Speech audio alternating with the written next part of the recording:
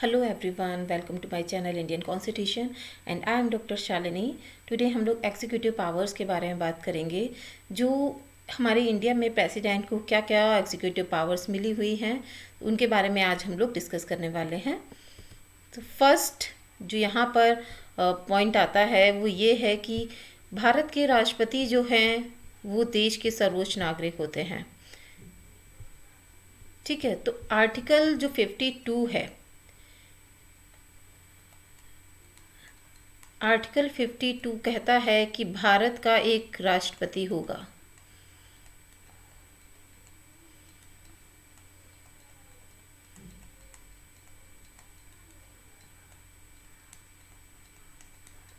Okay, then executive powers की हम लोग अब बात कर लेते हैं। तो आर्टिकल 53 कहता है कि संघ की जो कार्यपालिका शक्ति है वो राष्ट्रपति में निहित होगी और उसका प्रयोग वो या तो स्वयं कर सकता है या फिर उसके अधीनस्थ अधिकारियों के माध्यम से कर सकता है। तो स्वयं का मतलब हम लोग समझ सकते हैं कि राष्ट्रपति स्वयं करेंगे और अधीनस्थ अधिकारियों का मतलब यहाँ ये होता है कि मंत्रिपरिषद में जितने भी जो अधिकारी वो अपॉइंट करते हैं, यानी मंत्रिपरिषद में जो भी मंत्री नियुक्त किए जाते हैं प्लस प्राइम मिनिस्टर।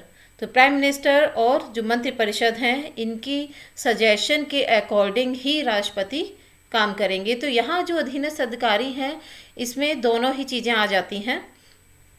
अधीनस्थ अधिकारियों में यहाँ पर आप पीएम भी देखते हैं और दूसरा यहाँ काउंसिल ऑफ मिनिस्टर्स भी देखते हैं।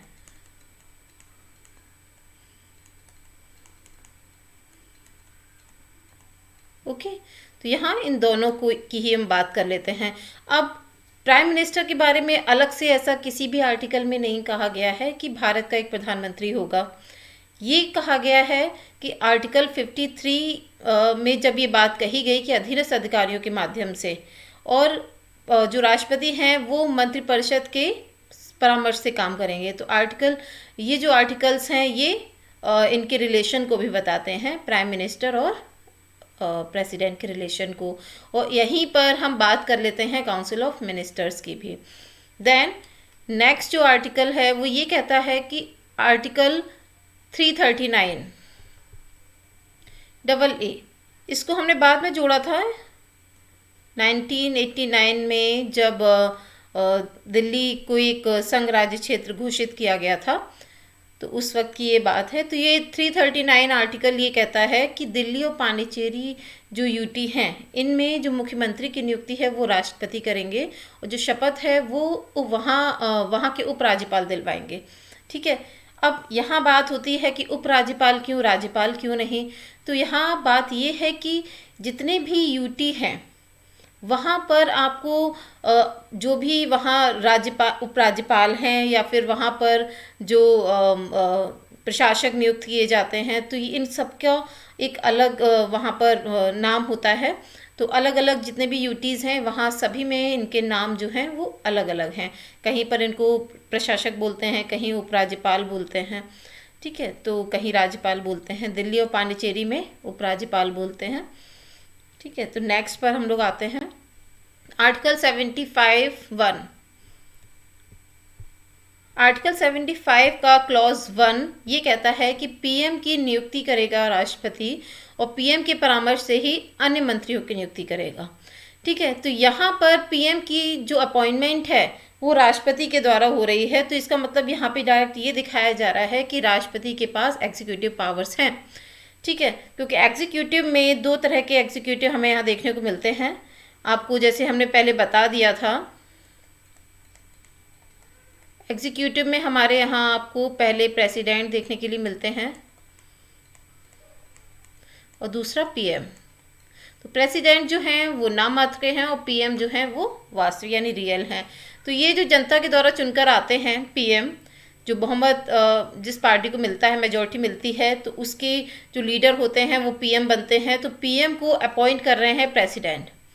ठीक है, पीएम को अपॉइंट किया जा रहा है प्रेसिडेंट के माध्यम से। तो यहाँ जो एग्जीक्यूटिव पावर्स हैं उनको शो किया जा रहा है। अब इसके बाद आता है आर्टिकल 76। आर्टिकल 76 में महान्यायवादी की नियुक्ति की जाती है। महान्यायवादी जो हैं वो एज ए लॉयर काम करते हैं सेंट्रल गवर्नमेंट के। तो इनका बहुत ही इम्पोर्टेंट रोल अपना प्ले करते हैं ये इंडिया की शासन पद्धति में। तो जितने भी कोर्ट्स होते हैं या फिर आप सदन ले लीजिए, जितने भी हाउसेस हैं, या फिर लोकसभा हो, राज्यसभा हो, या फिर किसी स्टेट के किसी पर्टिकुलर स्टेट की विधानसभा हो, विधान परिषद हो, या फिर कोई भी सुप्रीम कोर्ट हो या हाई कोर्ट हो, एनीवेयर ये जाकर और वहाँ पार्टिसिपेट कर सकते हैं उनकी मीटिंग्स में। बट एक यहाँ बात ये होती है कि ये वहाँ वोटिंग नहीं कर सकते हैं। किसी भी हाउस में जाकर ये वहाँ बैठ सकते हैं, मीटिंग से पार्टिसिपेट कर सकते हैं, बट ये वहाँ पर वोटिंग नहीं कर सकते हैं। ठीक है, तो यहाँ महान न्यायवादी यानी अटॉर्नी जनरल ऑफ इंडिया की भी बात हो जाती है। देन हम आते हैं आर्टिकल 124 का क्लॉज 2। तो 124 का क्लॉज 2 ये कहता है कि सुप्रीम कोर्ट के जितने भी न्यायाधीश होंगे उनकी नियुक्ति राष्ट्रपति ही करेंगे। अब सुप्रीम कोर्ट के जो मुख्य न्यायाधीश होते हैं यानी चीफ जस्टिस ऑफ इंडिया होते हैं, उनकी नियुक्ति राष्ट्रपति करते हैं। इसके बाद जो अदर जो न्यायाधीश होते हैं इनकी जो नियुक्ति होती है, इसमें यहाँ कोलेजियम बनता है।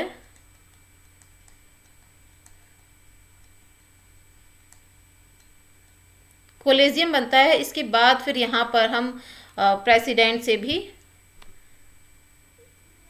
कंसल्ट किया जाता है। ठीक है, आफ्टर दैट जो न्यायाधीश होते हैं जो यहाँ सुप्रीम कोर्ट में चुनकर आते हैं, उनका यहाँ पर अपॉइंटमेंट होता है। नेक्स्ट हम लोग आते हैं आर्टिकल 148 जो कैग की बात करता है। कैग का मतलब होता है controller and auditor general.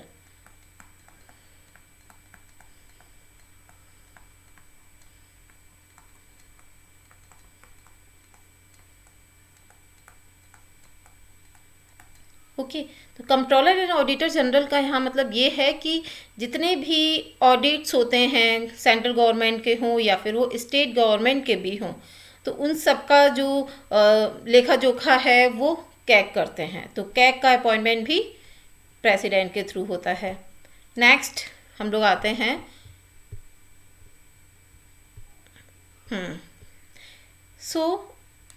Article 155 कहता है कि जो राज्य में राज्यपाल की नियुक्ति होगी वो राष्ट्रपति करेंगे। अब ये जो सिस्टम है ये हमने कनाडा से लिया है। वैसे कनाडा से हमने जो संघीय शासन पद्धति है, फेडरल सिस्टम है, तो फेडरल सिस्टम भी हमने कनाडा से लिया है। राज्यपाल का जो अपॉइंटमेंट है वो प्रेसिडेंट के थ्रू होता है। तो यहाँ ये एक बात ये भी बताता है कि जो सेंट्रल गवर्नमेंट है उसका स्टेट गवर्नमेंट पर इन्फ्लुएंस बना हुआ है। तो ये यूनिटरी सिस्टम की ओर हमको लेकर जा रहा है। ठीक है, देन आर्टिकल 239 जो ये कहता है कि संघ राज्य क्षेत्रों में यानी यूनियन टेरिटरीज में प्रशासकों की और उपराज्यपाल का जो अपॉइंटमेंट है वो राष्ट्रपति करेंगे। ठीक है, नेक्स्ट आर्टिकल 217। तो 217 ये कहता है कि जितने भी हाई कोर्ट्स हैं, ठीक है, इंडिया में बहुत सारे स्टेट्स हैं, तो इन सभी में जो हाई कोर्ट्स हैं उनके न्यायाधीशों का जो अपॉइंटमेंट है वो भी राष्ट्रपति के थ्रू होता है। Next article 279A GST council का गठन। तो ये बहुत ही इंपॉर्टेंट है, इसको बाद में ऐड किया गया था 2014 में। तो जो 122 अमेंडमेंट हुआ था, ठीक है, 2014 में, इसके लागू होने के 60 डेज के अंदर जो जीएसटी काउंसिल के गठन का जो अधिकार है, जो राइट है, वो राष्ट्रपति को मिल गया था।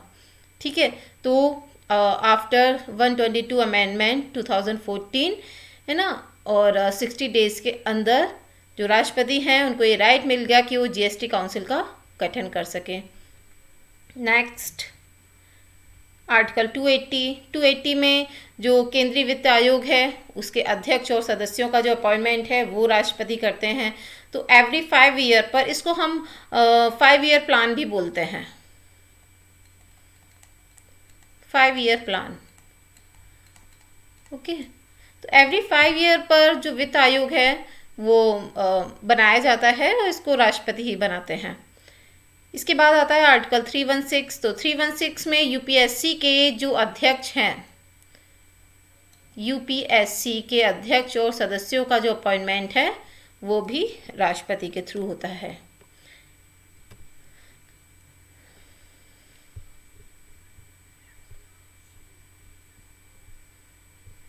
नाउ आर्टिकल 263 कहता है कि अंतर्राज्य परिषद का जो गठन होगा वो भी राष्ट्रपति के द्वारा ही होगा। ठीक है, तो इसके बाद आता है अंतर्राज्य परिषद का जो काम होता है वो बेसिकली ये होता है कि जितने भी स्टेट्स हैं और सेंट्रल गवर्नमेंट है इनके बीच में कोऑर्डिनेशन वगैरह बनाकर रखना, तो ये सारे काम होते हैं इनके। देन आर्टिकल 324 जो है वो इलेक्शन कमीशन के जितने भी मेंबर्स हैं और उसके जो अध्यक्ष हैं इनके अपॉइंटमेंट, प्लस प्रत्येक राज्य में एक निर्वाचन अधिकारी की नियुक्ति जो होगी, यानी एक इलेक्शन ऑफिसर अपॉइंट किया जाएगा in every state. Election officer, ये तो आप सभी जानते होंगे, इलेक्शंस होते हैं तो सभी वोटिंग करने जाते हैं तो सबको पता होगा, इलेक्शन ऑफिसर्स अपॉइंट किए जाते हैं। तो ये आर्टिकल 324 के तहत होता है। देन आर्टिकल 338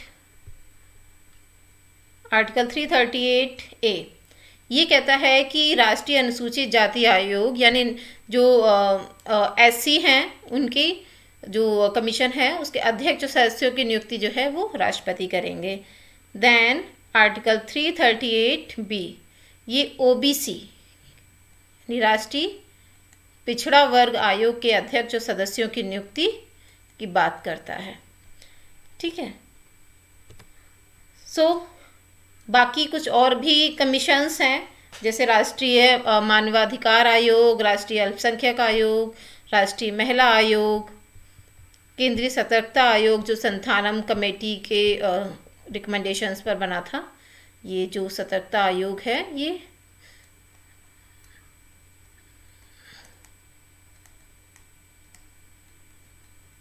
संथानम समिति यानी संथानम कमेटी की रिकमेंडेशंस पर बना था। ठीक है, तो इसकी बात होगी केंद्रीय सूचना आयोग व सदस्यों की नियुक्ति, अध्यक्ष और सदस्यों की नियुक्ति, और केंद्रीय विधि जो आयोग या विवि होते हैं, सॉरी विधि नहीं है ये यूनिवर्सिटीज़ है, जितनी भी सेंट्रल यूनिवर्सिटीज़ हैं उसमें कुलपति की जो अपॉइंटमेंट है वो भी राष्ट्रपति करते हैं। अब यहाँ नोटिस करने वाली बात ये है कि हमें ये कैसे पता चलेगा कि इस कमीशन की जो अध्यक्ष हैं या सदस्यों का अपॉइंटमेंट जो है वो राष्ट्रपति करते हैं या नहीं करते हैं। तो यहाँ सिंपल से देखने वाली बात है कि जितने भी ये कमीशंस हैं सबके आगे या तो आपको राष्ट्रीय लगा हुआ मिलेगा या फिर आपको संघीय लगा हुआ मिलेगा। ठीक है, तो यहाँ ये देखने वाली बात है राष्ट्रीय मानवाधिकार आयोग, राष्ट्रीय अल्पसंख्यक आयोग, ठीक है, राष्ट्रीय महिला आयोग, केंद्रीय सतर्कता आयोग, केंद्रीय भी लगा मिलता है यहाँ। ठीक है, तो ये 3 वर्ड्स हैं ये आपको मिलेंगे, तो इससे हम लोग थोड़ा आइडिया लगा सकते हैं।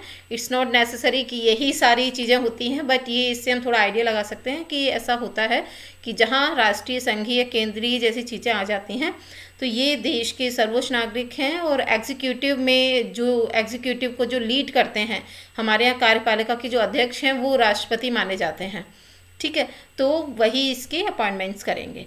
सो आज के वीडियोज़ में हम इतना ही रखते हैं। आई होप सो आपको पसंद आया होगा। If you like it then like and subscribe also. Thank you so much, bye bye.